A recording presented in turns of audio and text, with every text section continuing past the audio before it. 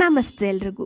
ಸಂಜೆ ಮನೆ ಹತ್ರ ಮಳೆ ಬರ್ತಿತ್ತು, ಅದಕ್ಕೆ ಅಂತ ಹೇಳಿ ಬಿಸಿ ಬಿಸಿ ಪಕೋಡ ಮಾಡೋಣ ಅಂತ ಹೇಳಿ ರೆಡಿ ಮಾಡ್ಕೊತಿದ್ದೀನಿ. ಪಕೋಡ ಮಾಡ್ಕೊಳ್ಳೋಕ್ಕೆ ಅಂತ ಹೇಳಿ 5 ಈರುಳ್ಳಿನ ಉದ್ದುದ್ದಕ್ಕೆ ಹಚ್ಚಿಟ್ಕೊಳ್ಳೋಣ.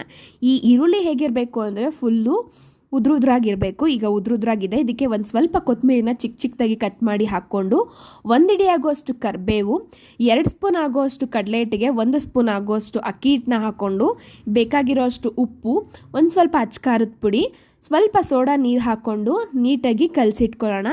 ಕಲಸಿ ಒಂದು 1/2 ಅವರ್ ಇದನ್ನು ನೆನೆಯಕ್ಕಿಡೋಣ.